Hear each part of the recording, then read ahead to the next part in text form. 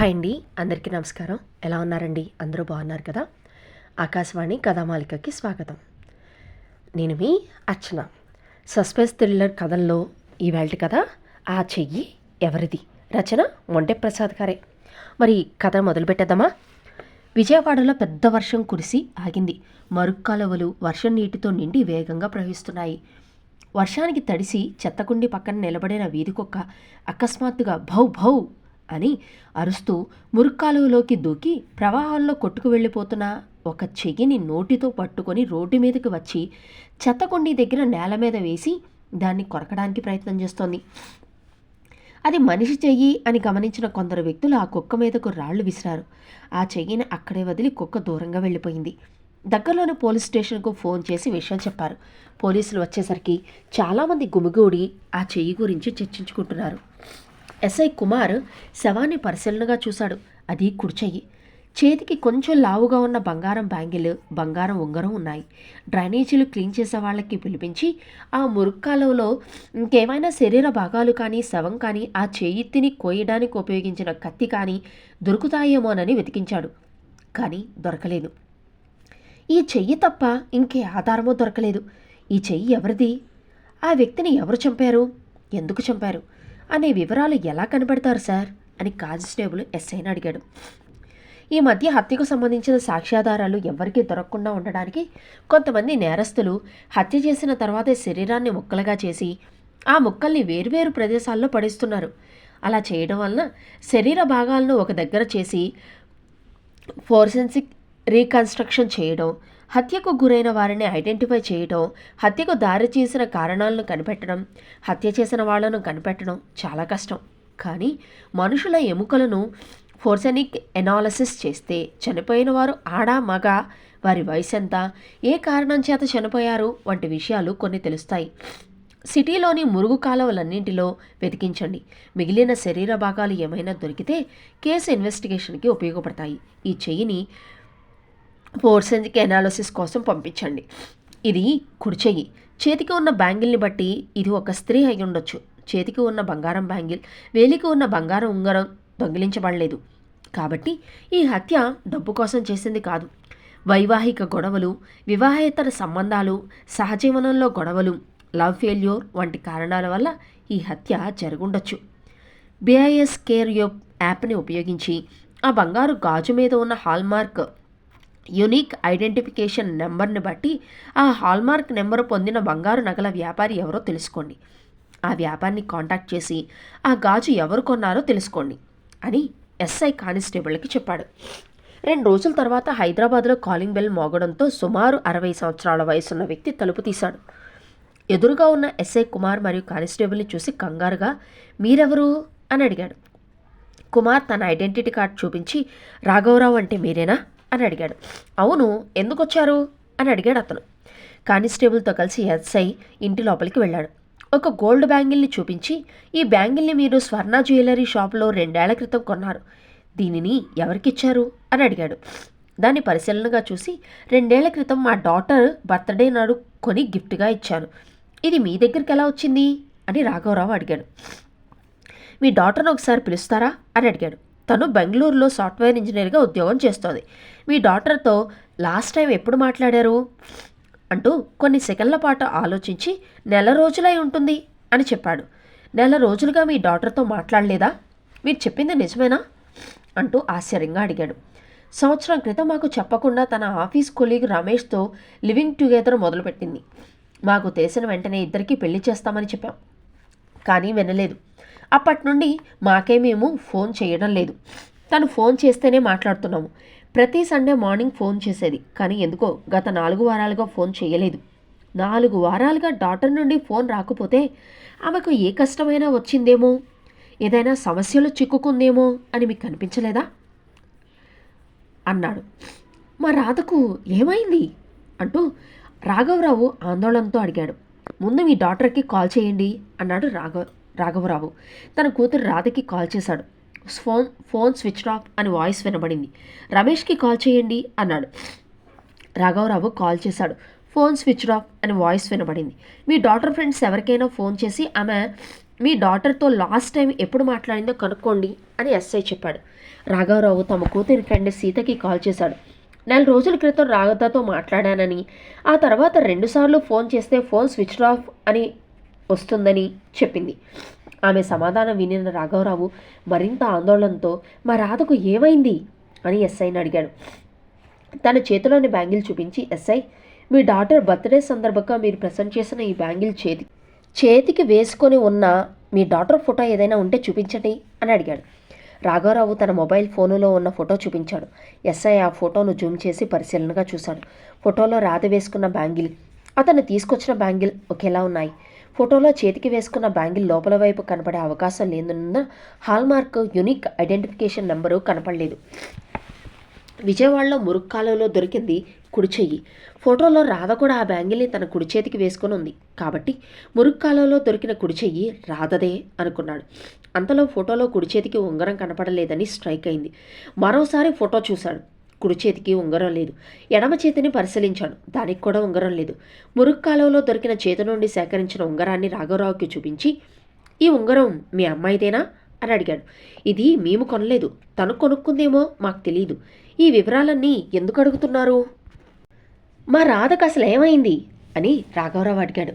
విజయవాడలోని మురుక్కాలువలో కుడి చెయ్యి దొరకడం నుంచి అప్పటి వరకు జరిగిన విషయమంతా చెప్పి ఎస్ఐ, దొరికిన చెయ్యి మీ డాక్టర్దేమోనని అనుమానం. 4 రోజులుగా మీ డాక్టర్ ఫోను, మీ అల్లుడు ఫోను స్విచ్ ఆఫ్ మోడ్లో ఉన్నాయి కాబట్టి మీ డాక్టర్ కనిపించడం లేదని లోకల్ పోలీస్ స్టేషన్లో కంప్లైంట్ ఫైల్ చేయండి అని చెప్పి, ఇంతకుముందు మీరు చూపించిన మీ డాటర్ ఫోటో, ఆమె Aadhaar card, me photo, me daughter and Ramesh కలిసి ఉన్న ఫోటో, రమేష్ మొబైల్ నెంబరు నా మొబైల్కి పంపించండి అని చెప్పి తన మొబైల్ ఫోన్ నెంబర్ చెప్పాడు. రాఘవరావు దగ్గర స్టేట్మెంట్ తీసుకుని ఎస్ఐ కానిస్టేబుల్ బెంగళూరు బయలుదేరాడు. దారిలో కానిస్టేబుల్, మనకి దొరికిన చేతికి బ్యాంగిల్తో పాటు ఉంగరం కూడా ఉంది. ఫోటోలో రాధ చేతికి బ్యాంగిల్ ఉంది కానీ ఉంగరం లేదు. రాఘవరావు బ్యాంగిల్ని ఐడెంటిఫై చేశాడు కానీ ఉంగరం వాళ్ళు కొనలేదని చెప్పాడు. మరి ఆ చెయ్యి ఎవరిది సార్ అని అడిగాడు. ఫోటోలో రాధ చేతికి ఉంగరం లేకపోవడం, ఆ ఉంగరం సంగతి తనకు తెలియదని రాధ ఫాదర్ చెప్పడం మన కేసుకి పెద్ద ఇంపార్టెంట్ కాదు. రాధ బాయ్ ఫ్రెండ్ ఆ ఉంగరాన్ని ఆమెకు ప్రజెంట్ చేసి ఉండొచ్చు కదా. మనకు దొరికిన చేతికి ఉన్న బ్యాంగిల్ మీదున్న హాల్మార్క్ యూనిక్ ఐడెంటిఫికేషన్ నంబర్ ప్రకారం ఆ బ్యాంగిల్ని రాధ ఫాదర్ కొన్నాడు. రాధ ఫాదర్ ఆ బ్యాంగిల్ని ఐడెంటిఫై చేశారు. తానే కొన్ని రాధకు ప్రజెంట్ చేశానని ఒప్పుకున్నాడు. కాబట్టి ఆ చెయ్యి 90% రాధదే అని ఎస్ఐ చెప్పాడు.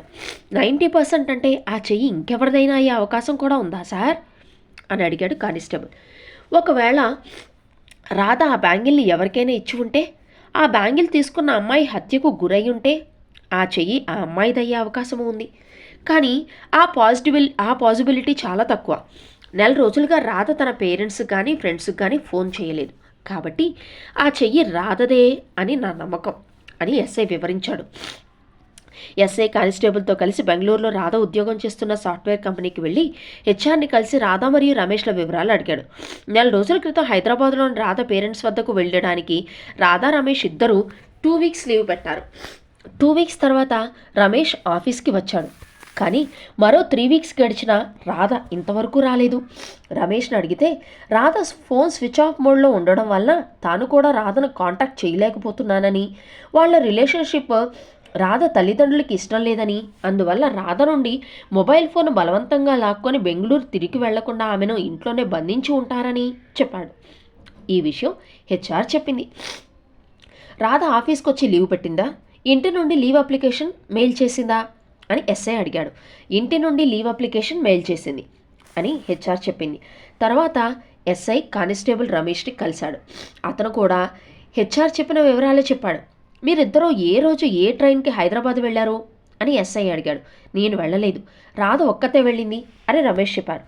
ఇద్దరు కలిసి రాధ పేరెంట్స్ వద్దకు వెళ్ళడానికి లీవ్ పెట్టారని హెచ్ఆర్ చెప్పింది అని అన్నాడు. అవును, ఇద్దరు కలిసి వెళ్ళాలనే ప్లాన్ చేశాము. కానీ లాస్ట్ మినిట్లో తను ఒంటరిగా వెళ్ళి మా రిలేషన్ గురించి తల్లిదండ్రులకి నచ్చచెప్పి వాళ్ళని ఒప్పించి ఫోన్ చేస్తానని, ఆ తర్వాత నన్ను రమ్మనమని చెప్పి రాధ ఒంటరిగా వెళ్ళింది. ఇంతవరకు ఫోన్ చేయలేదు. ఆ రోజు నుండి తన ఫోన్ స్విచ్ ఆఫ్ మోడ్లో ఉండడం వల్ల నేను తనకి ఫోన్ చేయలేకపోయాను అని చెప్పి తన మొబైల్లో ఉన్న టికెట్ చూపించి, లాస్ట్ మంత్ 21న బస్సులో ఇద్దరికీ టికెట్ బుక్ చేశాను. తర్వాత నా టికెట్ క్యాన్సిల్ చేశాను. రాధ ఒక్కతే వెళ్ళింది అని చెప్పాడు. కానిస్టేబుల్ ఆ టికెట్ వివరాలు తీసుకున్నాడు. మీరు రాధతో వెళ్ళినప్పుడు లీవ్ ఎందుకు క్యాన్సిల్ చేసుకోలేదు అని అడిగాడు. ఆ 2 వారాలు ఆఫీస్కి ఎందుకు వెళ్ళలేదు? ఇంట్లోనే ఉన్నారా? మరెక్కడికైనా వెళ్ళారా అని అడిగాడు. లీవ్ క్యాన్సిల్ చేసుకుంటే రాధ వాళ్ళ పేరెంట్స్ మా రిలేషన్ను ఒప్పుకోలేదని, అందుకే నేను రాధ వాళ్ళ ఇంటికి వెళ్ళలేదని ఆఫీస్లో అందరికీ తెలిసిపోతుంది. అందుకే లీవ్ క్యాన్సిల్ చేసుకోలేదు. మరి ఈ 2 వారాలు ఏ ఊరు వెళ్ళారు? ఏ ఊరు వెళ్ళలేదు, బెంగళూరులోనే ఉన్నాను. జాబ్ అన్న ఇన్నాళ్ళు కలవని ఫ్రెండ్స్ని కలిశాను, సినిమాలు చూశాను అన్నాడు రమేష్. మరి మీ రిలేషన్షిప్ రాధ పేరెంట్స్కి ఇష్టం లేదని హెచ్ఆర్కి ఎలా తెలిసింది? లీవ్ అయిపోయినా రాధ రాలేదు. పైగా రాధ ఫోన్ స్విచ్ ఆఫ్ మోడ్లో ఉంది. అందువల్ల విషయం హెచ్ఆర్కి చెప్పక తప్పలేదు అన్నాడు. తమ కూతురు కనపడడం లేదని, ఆమె ఫోన్ స్విచ్ ఆఫ్ చేసి ఉందని, నువ్వే ఆమెను ఏదో చేసి ఉంటావని రాధ పేరెంట్స్ కంప్లైంట్ ఇచ్చారు. మేము అందుకే వచ్చాం అని ఎస్ఐ చెప్పాడు. విజయవాడలో చెయ్యి దొరకడం, ఆ చేతుకున్న బ్యాంగిల్ గురించి ఎంక్వైరీ చేయడం కావాలనే చెప్పలేదు. రాధ పేరెంట్స్కి మా రిలేషన్షిప్ నచ్చలేదు, అందుకే రాధకి ఫోన్ చేసేవారు కాదు. ఎప్పుడైనా రాధ ఫోన్ చేస్తే ఒక్కసారిగా మాట్లాడి కాల్ కట్ చేసేవారు. మమ్మల్ని విడదీయాలని చాలా ప్రయత్నాలు చేశారు. ఇన్నాళ్ళు రాధ నా దగ్గర ఉండడంతో ఏమీ చేయలేకపోయారు. ఇప్పుడు వాళ్ళ ఇంటికి వెళ్ళడంతో అవకాశం దొరికింది. రాధ నుండి ఫోన్ లాక్కొని ఆమెను వాళ్ళ బంధువుల దగ్గర ఏ పల్లెటూరులోనో బంధించుంటారు.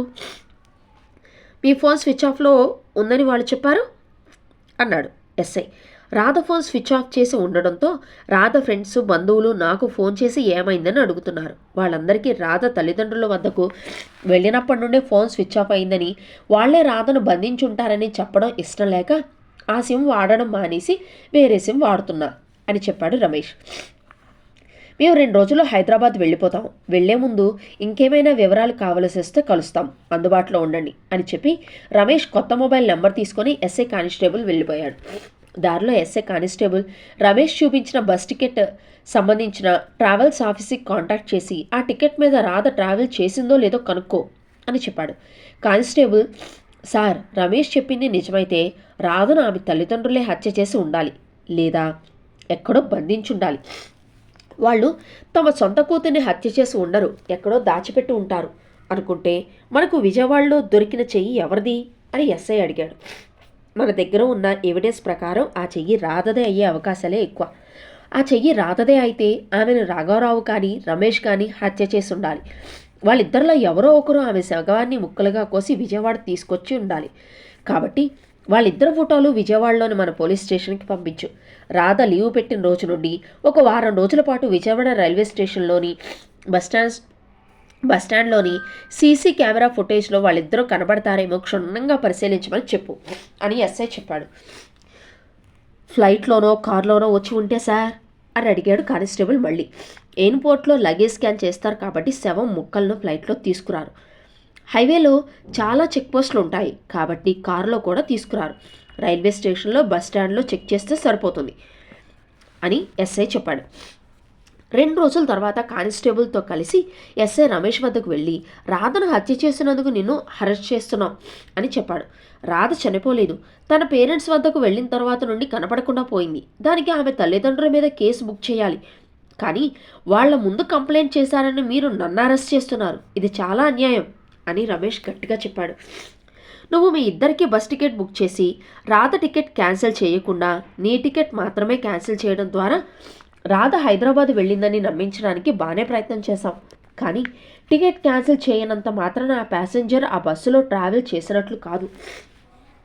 ఇది ఆ బస్సుకి సంబంధించిన ట్రిప్ షీట్. దీని ప్రకారం రాధ ఆ బస్సులో ట్రావెల్ చేయలేదు అని ఎస్ఐ చెప్పాడు. రమేష్ ముఖం రంగులు మారింది.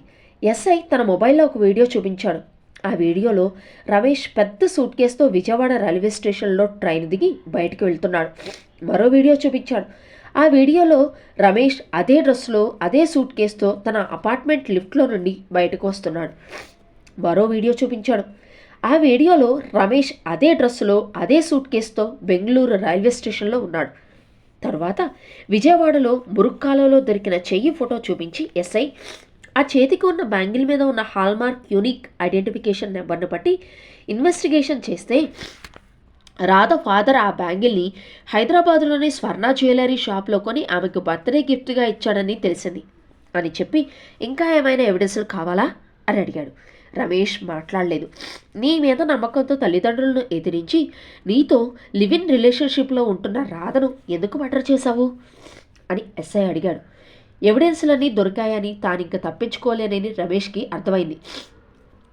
3 months నుండి పెళ్లి చేసుకుందామని రాధ గొడవ చేయడం మొదలుపెట్టింది. నేనేదో కారణం చెప్పి మ్యారేజ్ ఇష్యూని కొన్నాళ్ళు పోస్ట్పోన్ చేశాను.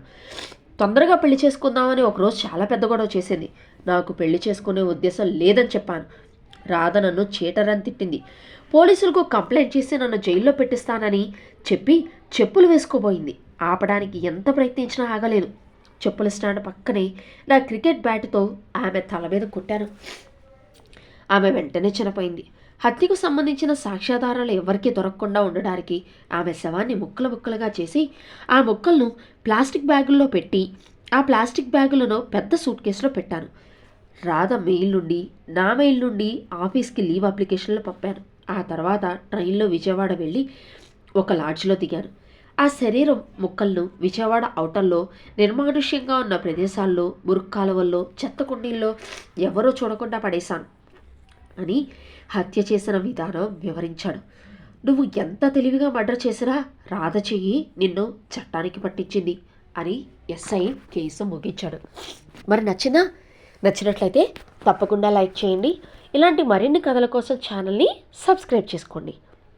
మీకు బాగా నచ్చిన వాళ్ళకి కథని చేరవేయండి. ఉంటానండి. రేపు మరో మంచి కథతో మళ్ళీ కలుద్దాం.